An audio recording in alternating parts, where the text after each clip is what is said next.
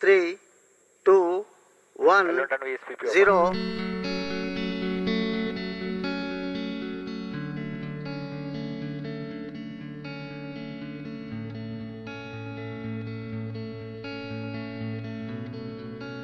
2017. It was a remarkable year for India in space. ISRO launched a record-shattering 104 satellites into orbit and followed that up with the success of the GSLV Mark III, which will reduce our dependency on launches with foreign rockets. It's a promising time for the Indian space program as we look to make our mark on the global stage. Let's look at the journey of ISRO's humble beginnings and how it overcame multiple challenges to create one of the most advanced space programs in the world. When Sarabhai visualized the space program, he had in his mind the country's ability to build satellites on its own, launch also the same, thereby realizing an autonomous access to space, and then use the satellites for a variety of applications, whether it is communication, broadcasting, remote sensing, education, health, and so on and so forth. Then after his untimely death, Sir Dr. Satish Dhawan took over. And when he took over, he had to not only do this proof of concept kind of a thing to be carried forward like the satellite instructional television experiment. Dr. Vikram Sarabhai was a visionary. Given the meager resources at his disposal, the focus was on developing a civilian program that applied space technology for socio-economic development of the country. His successor, Satish Dhawan, carried through on that vision. First satellite, Aryabhatta satellite project, for which Professor Yuvara was the project director. It was complex in a way, in the sense, except him, we were 3,300 people, nobody knew what a satellite was.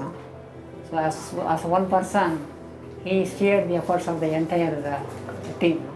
I joined ISRO in 1973 in the structures group, and we started work straight away on the structural design of Aryabhatta satellite. We take technology for granted today. The computers of the 1960s and 70s used for these missions had lesser computing power than today's pocket calculators. We used to plot the data on a graph sheet and then compare the altitude, how much it has reached and what has happened. There were no computers to calculate many of the parameters. Aryabhatta's success led to more ambitious projects like Rohini, Apple, and others. Talking about Apple satellite, it is the first time that we have gone through the process of building a communication satellite. Apple was our first satellite which went all the way up to 36,000 kilometer and beyond low Earth orbits. We had a solid motor. As the spacecraft was growing, it was little inadequate, so Apple really did not reach the geostationary position. So we had to have a moving antenna to support. Nevertheless, it validated most of our ground infrastructure and gained confidence. We got a confidence to conduct such a mission, which paved the way for the later successful satellites.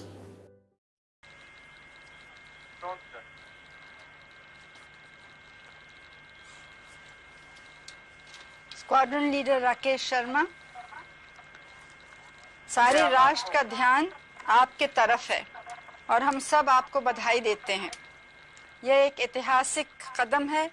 मेरी आशा है कि इससे हमारा देश अंतरिक्ष के प्रति जागरूक होगा और साथ ही हमारे युवकों को साहसिक कार्य करने की प्रेरणा मिलेगी।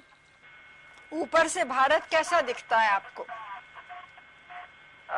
जी, मैं बगैर किसी झिझक के कह सकता हूँ कि सारे जहां से अच्छा। When Rakesh Sharma went, entire nation was knowing.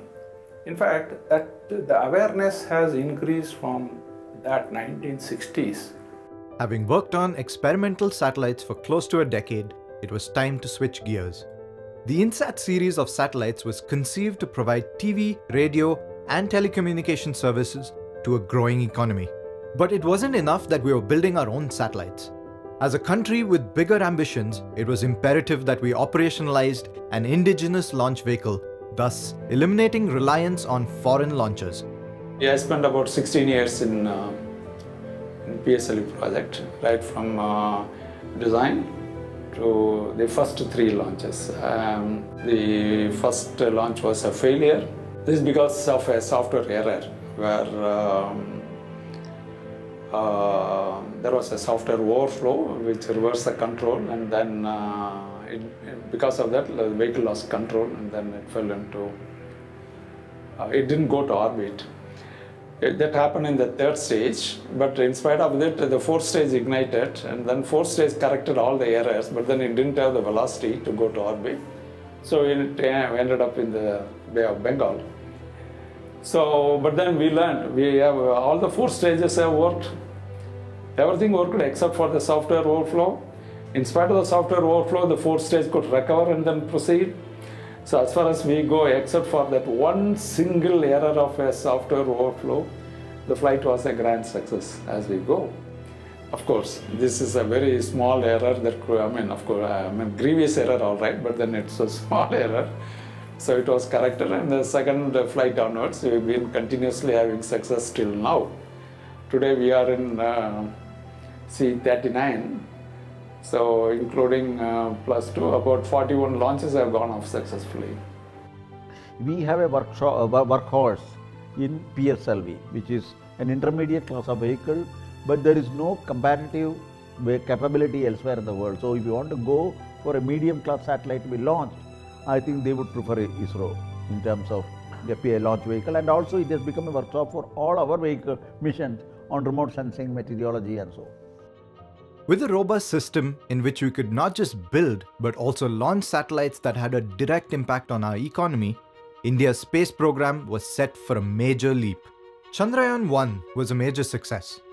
It confirmed the presence of water on the moon, reigniting interest in our friendly neighbor.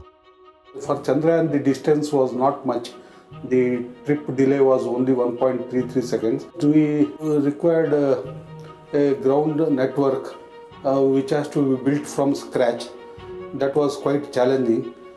As far as the spacecraft is concerned, the hardware-wise there is not, it was similar to the satellites which we are already developing. Conduct of the mission was the most challenging portion. So we came up with some novel idea called a string of stations called burn arc stations. So the satellite, all these maneuvers for interplanetary mission are conducted when the satellite is close to Earth, called perigee. So in perigee, when the perigee is as low as 280 kilometers, your visibility per ground station is only some 8 minutes. So our burn will be, or our maneuver will take much more time. So it is not enough we have one station. Then we realized we require a string of stations. Then we came up with the burn arc stations, starting from Trivandrum, next Bangalore, next Sriharikota, next Port Blair, next Singapore, Brunei, Bayak. This provided a continuous coverage, seamless coverage, switching one after the other. Really, it was good. India had joined an elite space club and the world took notice. This was followed by an even more bolder mission to the Red Planet.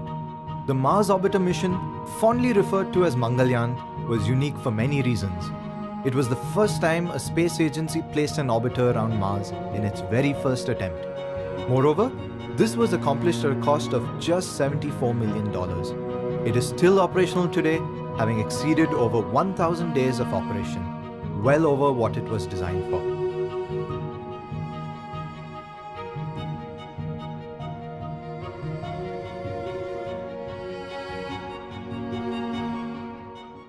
India has made forays into the planetary mission. Hopefully this would be a very important launching point for being a part of global systems which will come up in the 21st century for exploration of the solar system and probably exploitation of the solar system. I still remember Kasturirangan once telling to keep ISRO people working, only one masala dosa is required. We have spoken about the journey so far, but there's a lot left to do. The future is exciting. There's an opportunity for India to step up and become one of the countries that shape the future of humanity. with space playing a huge role in our daily lives.